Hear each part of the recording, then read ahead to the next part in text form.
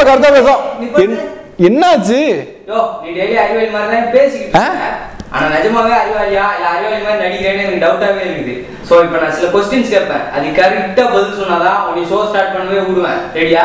கேளும், கேட்டு தொலையும். பிரிக்க முடிந்தது கட்சியும் சின்னமும், பிரிக்க முடியாதது எலெக்ஷனும் கமிஷனும், சேர்ந்தே இருப்பது தமிழ்நாடும் பிரச்சனையும், சேர முடியாதது தமிழ்நாடும் காவேரியும், ஆசிக்கு அரசியல்வாதி, அறிவுக்கு, மீன் கிரியேட்டர்ஸ். அப்பா நீ புத்திசாலிதாப்பா. ஷோ ஸ்டார்ட் பண்ணிக்க.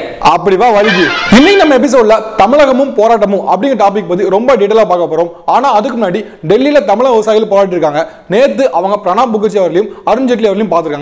அதை பத்தியும் மெரினால ரெண்டாவது போராட்டமா இல்ல அது ரூமரா அப்படிங்கிற விஷயம் பத்தியும் ஆர்கே நகர்ல பணப்பாட்டோட நடந்துட்டு இருக்கா அப்படிங்கிற பத்தியும் ரொம்ப டீடைலா பார்க்க போறோம். So let's start the show. கர்தா பேசுவான் ஆவுடை.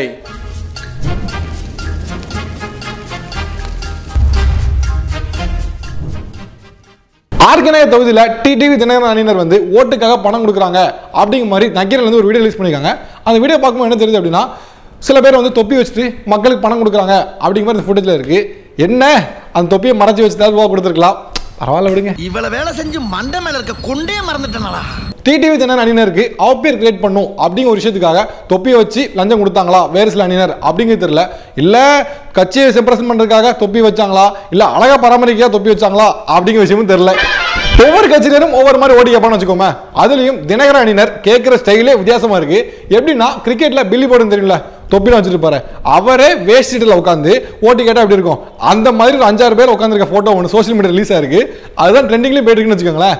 பில்லி போர்டனுக்கும் இவங்களுக்கும் ஒரு 6 வித்தியாசம் இல்லை, 1/2 வித்தியாசம் கூட கண்டுபிடிக்க முடியல. ஆர்கே நகர்ல டிடிவி தினகரன் அணியினர் வந்து பணப்பட்டோட பண்றாங்க அப்படின்னு சொல்லி ஓபிஎஸ் அணியினர் டெல்லி வரைக்கும் போய் எலெக்ஷன் கமிஷன்ல கம்ப்ளைண்ட் பண்ணியிருக்காரு. அவர் சொன்ன விஷயம் என்ன அப்படின்னா, இது வந்து அவங்க அணியினரே வந்து ஆட்சியில் இருக்கிறதுனால வந்து இங்க முறைகேடு நடக்க வாய்ப்பு இருக்கு, அதனால இந்த எலெக்ஷன் கமிஷன்ல ஆபீசர்ஸ் வந்து டெல்லியில இருந்து ஆபீசர்ஸே இருக்கணும் அப்படின்னும் இருக்க காவலாளிகளும் டெல்லியில் உள்ள காவலாளியே இருந்தா நல்லா இருக்கும் அப்படிங்கிற சொல்லியிருக்காரு. அவங்க என்னெல்லாம் கம்ப்ளைண்ட் பண்ணாங்க அப்படின்னு அவங்ககிட்ட கேட்டலாம்.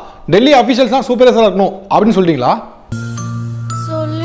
தமிழ் தெரியாத போலீஸ் ஆபீசர்ஸ் தான் நியமிக்கணும் அப்படிங்கிறது சொல்லிட்டீங்களா? டெல்லி வரைக்கும் போயிருக்கீங்க, அங்கதான் நம்ம தமிழக விவசாயிகள் போராடிட்டு இருக்காங்க. அதுக்கு யாராவது பிரணாப் மாதிரி ஆட்கள்கிட்ட யாரும் பார்த்து பேசுனீங்களா? இந்த வருஷம் 10th சோசியல் எக்ஸாம்ல ஒரு 1 மார்க் கொஸ்டின் கேட்டிருக்காங்க. அந்த 1 மார்க் கொஸ்டினை பார்த்துட்டு பசங்க எல்லாம் பதில் தெரியாம முடிச்சிருக்காங்க. பசங்க பதில் தெரியாம முடிக்கிறது வந்து வாடிக்கையான விஷயம் தான். ஆனா அந்த கொஸ்டினை பார்த்து டீச்சர்ஸும் பதில் தெரியாம முடிச்சிருக்காங்க. அது என்ன கொஸ்டின் அப்படின்னா, திட்டக்குழுவின் தலைவர் யார் அப்படிங்கிறது தான். இந்த திட்டக்குழு சொல்லியிருக்காங்களோ அந்த திட்டக்குழு, இந்த திட்டக்குழுவை 2015 மோடி அவர்கள் கலைச்சிட்டாரு அப்படிங்கிறது தான் ஹைலைட்டான விஷயம். இவ்வளவு பழசான சிலபஸ்ல இருந்து இந்த கொஸ்டினை எடுத்தது யாரு அப்படின்னு எனக்கு தெரியல. வெளியெல்லாம் பசங்க என்ன பேசிருக்காங்க தெரியுமா, இதை 1 மார்க்ல கேட்டதுக்கு பதிலாக 10 மார்க்ல கேட்டிருந்தா அது 10 மார்க் சும்மா கிடைச்சிருக்குமே அப்படி மாதிரி பேசியிருக்காங்க. ஸோ 10th எக்ஸாம் எழுதிருக்க எல்லா ஸ்டூடெண்ட்ஸ்க்குமே வந்து அந்த கொஸ்டின் அட்டன் பண்ணி அவங்க சரியோ தப்போ என்ன ஆன்சர் பண்ணிருந்தாலும் 1 மார்க் அப்படிங்கிறது இலவசமா தராங்களா. ஜல்லிக்கட்டுக்கு ஆதரவா மெரினா பீச்ல போராட்டம் நடந்துச்சு அப்படிங்கிறது எல்லாம் தெரிஞ்ச விஷயம். அதே மாதிரி ஹைட்ரோ கார்பன் ப்ராஜெக்ட் எதிர்த்து மெரினா பீச்ல ஒரு போராட்டம் நடக்க போகுது அப்படிங்கிற மாதிரி ஃபேஸ்புக் ட்விட்டர்லாம் வந்து வைரலா போஸ்ட் போயிருந்துச்சு. அதன் விளைவா போலீஸ்காரர்கள் என்ன பண்ணிருக்காங்க அப்படின்னா 10 அடிக்கு 2 போலீஸ் அப்படிங்கிற மாதிரி பந்தோபஸ்தை பலப்படுத்திருக்காங்க. அது மட்டும் இல்லாம பீச்சுக்கு காத்து வாங்க வந்தோம்லாம் இல்ல நீ போராட்டம் தான் பண்ண வந்திருக்க அப்படின்னு சொல்லி நம்ம காவல்துறையினர் வலுக்கட்டாயமா கார்ல ஏற்றி வீட்டுக்கு அனுப்பிச்சிருக்காங்க. இன்னொரு விஷயம் சொல்றேன் என்னன்னா, பானிபூரி கல்ல இருந்து பஜ்ஜி கடை வர, போண்டா கல்ல இருந்து போலி கடை வர எல்லா கடையும் வலுக்கட்டாயமா அடைச்சு வச்சிருக்காங்க. இது ஏன் சொல்றேன் அப்படின்னா, எல்லா போட்டோக்காரர்களும் வந்து நான் போட்டம் பண்ண வரல, நான் போண்டா சாப்பிட தான் வந்தேன் அப்படின்னு தப்பிச்சிட்டாங்கன்னா தப்பு இல்ல. அதுதான் அதுக்கப்புறம் பேட்டி கொடுத்த காவல்துறை என்ன சொல்லிருக்காங்க அப்படின்னா, இது வெறும் ரூமர் தான், எந்த போராட்டமும் இல்ல அப்படிமா சொல்லிருக்காங்க. இது ரூமரா இல்ல ரூமர் ஆக்கப்பட்டுச்சா அப்படிங்கறது தெரியல. பிரதமர் அவர்கள் தங்களோட விவசாய கடன் தள்ளுபடி செய்யணும் அப்படின்னு சொல்லி தமிழக விவசாயிகள் டெல்லியில் போராட்டம் பண்ணிருக்காங்க. அதன் விஷயமா பிரணாப் முகர்ஜி அவர்களையும் அருண் ஜேட்லி அவர்களும் நேற்று மீட் பண்ணாங்க. மீட் பண்ணப்போ அருண் ஜேட்லி அவர்கள் என்ன சொல்லியிருக்காரு அப்படின்னா, நீங்க டிமாண்ட் பண்ற மாதிரி எல்லா கடன் தள்ளுபடி பண்ணோம் அப்படின்னா மற்ற மாநிலங்களும் இதே மாதிரி டிமாண்ட் பண்ணுவாங்க. ஸோ அப்படிங்கிற மாதிரி சொல்லியிருக்காரு. ஒரு விஷயம் என்ன அப்படின்னா, சில மாநிலங்களை வறட்சி மாநிலமா அறிவிச்சு அவங்களும் சில விஷயம் செஞ்சிருக்காங்க. விவசாயிகள் கடன் தள்ளுபடி செய்யறது ரொம்ப நல்ல விஷயம். அதுலயும் கஷ்டப்படுற விவசாயிகளோட கடன் தள்ளுபடி செய்யறதுங்கிறது ரொம்பவே நல்ல விஷயம். அதை ஏன் இந்த மாதிரி காரணம் சொல்லி தட்டி கழிக்கிறாங்க அப்படிங்கிறது தான் சரியா தெரியல. இன்னைக்கு நம்ம கருத்துல தமிழகமும் தொடர் போராட்டமும் அப்படிங்கும் பார்த்தா ரொம்ப டீட்டெயிலாக பார்க்க போகிறோம். இந்தியாவில் ரீசெண்டாக சர்வே எடுத்திருக்காங்க. என்ன சர்வே அப்படின்னா, இந்தியாவில் அதிகப்படியான போராட்டங்கள் நடக்கிற மாநிலங்கள் அப்படிங்கிற சர்வே. அந்த சர்வேல தமிழ்நாடு தான் நம்பர் 1ல இருக்கு. நம்பர் 2 நம்பர் 3ல பல்வேறு ஸ்டேட்ஸ்லாம் இருக்கு. அதுவும் இந்தியாவில் தமிழ்நாட்டில் மட்டும்தான் ஒரு வருஷத்துக்கு 20,000க்கு மேற்பட்ட போராட்டங்கள் நடக்கு அப்படின்னு சொல்றாங்க. நம்பர் 2 நம்பர் 3ல இருக்க பிளேஸ்லாம் பார்த்தோம் அப்படின்னா 10,000 8,000 அப்படிங்கிற மாதிரி நம்மளோட ரொம்பவே கம்மியாக தான் இருக்காங்க. இதை பற்றி தமிழக அரசு கேட்கும்போது என்ன சொன்னாங்க அப்படின்னா, நாங்கள் எங்கள் மக்களோட உரிமைகளை மதிக்கிறோம் அதனால அதிகப்படியான போராட்டம் நடக்கிறதுக்கு உரிமை கொடுக்குறோம், அனுமதி கொடுக்குறோம் அப்படிங்கிற சொல்லியிருக்காங்க. அவங்க ஈஸியாக பெர்மிஷன் கொடுக்குறாங்க அப்படிங்க போராட்டம் பண்ணுறோமா, இல்லை நம்ம கிட்ட அவ்வளோ பிரச்சனை இருக்கு அப்படிங்க போராட்டம் பண்ணுறோமா அப்படிங்கிற விஷயம் நமக்கே தெரிஞ்ச விஷயம். இப்படி நம்ம எல்லா பிரச்சனைக்கும் போராட்டம் பண்ண ஆரம்பிச்சிட்டோம். மீத்தேன் பிரச்சனைக்காகவும் போராட்டம் பண்ண ஆரம்பிச்சிட்டோம், மீனவர் பிரச்சனைக்காகவும் போராட்டம் பண்ண ஆரம்பிச்சிட்டோம், விவசாயிகளுக்காகவும் போராட்டம் பண்ண ஆரம்பிச்சிட்டோம், சில விஷ கிருமிகளை எதிர்த்தும் போராட்டம் பண்ண ஆரம்பிச்சிட்டோம், நெடுவாசலுக்காகவும் போராட்டம் பண்ண ஆரம்பிச்சிட்டோம், வாடிவாசலுக்காகவும் போராட்டம் பண்ண ஆரம்பிச்சிட்டோம். இவ்வளவு போராட்டங்கள். ஸோ இப்படி போராட்டம் அப்படிங்கிறது நம்ம வாழ்நாளில் ஒரு ரொட்டீனாவே ரொம்ப மாறிடுச்சு. பொதுவாக போராட்டம் வந்து மக்கள் எப்போ பண்ண ஆரம்பிப்பாங்க, அவங்களுக்கு விருப்பம் இல்லாத மக்களுக்கு தீங்கு விளையக்கூடிய செயல் பண்ணும்போது தான் மக்கள் போராட்டம் அப்படிங்கிற ஒரு விஷயத்தை கையில் எடுப்பாங்க. ஸோ அப்போ இந்த மாதிரி அதிக போராட்டம் நடக்கு அப்படின்னா அரசோ இல்லை வேறு சில விஷயங்களும் வந்து இந்த மாதிரி மக்களுக்கு தேவையில்லாத ஒரு தீங்கு செய்கிற விஷயங்கள் செய்தா அப்படிங்கிறத இப்போ கேள்விக்குறியான விஷயம். இன்னொரு விஷயம் என்ன அப்படின்னா, ஒரு தாயானவள் ஒரு குழந்தை அழுதுக்கு அப்புறம் தான் அது சாப்பாடு கொடுக்கணும், இல்லை அதோட பூர்த்தி செய்யணும் அப்படின்னு நினைக்க போறது இல்லை. அழுறதுக்கு முன்னாடியே அதோட பூர்த்தி செய்யணும் அப்படின்னு தான் நினைப்பாங்க. அது மாதிரி ஒரு மாற்றான் வீட்டு குழந்தையா இருந்தா கூட அதுதான் செய்யணும் நினைப்பாங்க. அப்படி இருக்கும்போது கவர்மெண்ட்டையே மக்கள் போராட்டம் பண்ணதுக்கு அப்புறம் தான் அவங்க தேவையை பூர்த்தி செய்யணும்னு நினைக்கணும். அதுக்கு முன்னாடியே அவங்களுக்கான தேவைகளை செய்வோம் அப்படின்னு அரசு எடுத்தாங்கன்னா அதுதான் சரியான விஷயமா இருக்கும். இப்படி போராட்டம்லாம் பண்ணா எல்லாத்துக்கும் நிரந்தர தீர்வு கிடைச்சிட்டா அப்படின்னா கண்டிப்பா இல்ல. அந்த போராட்டத்தை கலைக்கிறதுக்காகவும் அந்த போராட்டம் எவ்வளவு தூரம் வழிபட்டு இருக்கு அப்படிங்கிற பொறுத்து தான் நிரந்தர தீர்வா இல்ல தற்காலிக தீர்வா அப்படிங்கிறத கவர்மெண்ட் முடிவு பண்றாங்க. இந்தியாவில் அதிகப்படியான போராட்டம் நடந்தது தமிழ்நாட்டில் அப்படின்னு நினைக்கும் போது நாம உரிமைகளை மீட்டெடுக்க இவ்வளவு தூரம் கஷ்டப்படுறோம் அப்படின்னு நினைக்கும் போது கொஞ்சம் சந்தோஷமா இருக்கு. பட் இருந்தாலும் இந்த விஷயம் கொஞ்சம் மன சங்கடமா இருக்கு. இந்த விஷயம் குறையணும், போராட்டங்கள் ரொம்ப குறையணும் அப்படிங்கிறது தான் இங்க இருக்க எல்லாரோட ஆசையும். போன எபிசோடும் நிறைய இன்ட்ரெஸ்டிங்கான கமெண்ட்ஸ் இருந்துச்சு. அதுல ஒரு சில இன்ட்ரெஸ்டிங்கான கமெண்ட்ஸ் எடுத்து இப்போ வாசிடலாம். Hello everyone, myself Priyan அப்படின்னு சொல்லி ரொம்ப பெருசாக இருக்கு. அதெல்லாம் வேணாம், ஸ்ட்ரைட்டாக கொஸ்டின் வந்துடுறேன்.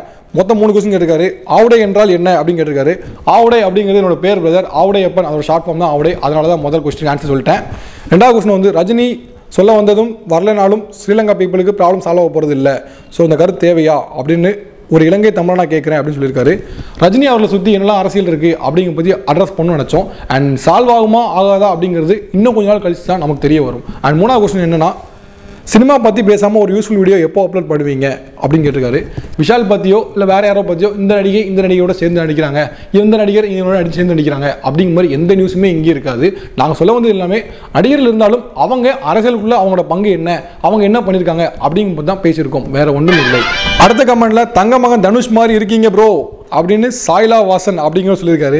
ஏன் பாஸ், அவருக்கு ஆல்ரெடி நிறைய பிரச்சனை இருக்கு, அப்புறம் முகஜாடா ஒன்னா இருக்குன்னு சொல்லி அது வேற ஏதாவது பிரச்சனை பண்ணுவாங்க. தனுஷ் சார், எனக்கு இதுக்கு எந்த சம்பந்தம் கிடையாது. Is something. போன வீடியோவில் ரஜினிகாந்த் அவர்களை சுற்றி என்னெல்லாம் அரசியல் இருக்கு, அவரை சுற்றி எப்படிலாம் மார்க்கெட்டிங் பண்ணுறாங்க அப்படிங்கிற பற்றி பேசணும். அதுக்கு ஒரு கீழே கமெண்ட் பண்ணியிருக்காரு. Your title is not marketing right அப்படின்னு ராகவேந்திரன் பழனிசாமி அப்படிங்கிற கேட்டிருக்காரு. ரஜினிகாந்த் அவர்களை வச்சு பேச போகிறோம் அப்படின்னா ரஜினிகாந்த் அவர்கள் அப்படிங்க வச்சு தான் டைட்டில் வைக்க முடியும் அப்படிங்கிறது தான் நிதர்சனமான உண்மை. இது எப்படி தெரியுமா இருக்கு, விவேக் அவர்கள் ஒரு படத்தை சொல்லுவார், நீ எங்கேயோ வெளியே போகிற, அவசரமாக எங்கே போகிறேன்னு கேட்க முடியல, பட் இருந்தாலும் நீ எங்கே போகிற அப்படிங்கிறத எங்கே போகிறேங்கிறது தான் கேட்க முடியும் அப்படின்னு சொல்லுவார்ல, அந்த மாதிரி தான் கேட்டிருக்கீங்க. பட் அவரை வச்சு சொல்கிறோம், ஸோ அவரை வச்சு தான் டைட்டில் போக முடியும், அதனால் மட்டுமே வச்சது, மார்க்கெட்டிங்காக வைக்கப்பட்ட டைட்டில் அல்ல. இந்த ஷோ பார்த்து முடிச்சிருப்பீங்க. இந்த ஷோ பார்த்து முடிச்சுட்டு பா இந்த மாதிரி ஷோலாம் இப்படி பண்ணால் நல்லா இருக்காதுப்பா, இப்படி பண்ணுப்பா, இந்த மாதிரி சொக்காலாம் போடாதா, வேற மாதிரி சொக்கா போடு, நீ இப்படிலாம் பேசுறது புரியல, இந்த மாதிரி பேசு, இந்த மாதிரி செக்மெண்ட்ஸ்லாம் ஆட் பண்ணு, அப்போ தான் கொஞ்சம் இன்ட்ரெஸ்டிங்காக இருக்கும் அப்படின்னு நினைக்கிற விஷயங்கள் எல்லாத்தையும் கீழே கமெண்ட் பண்ணுங்க.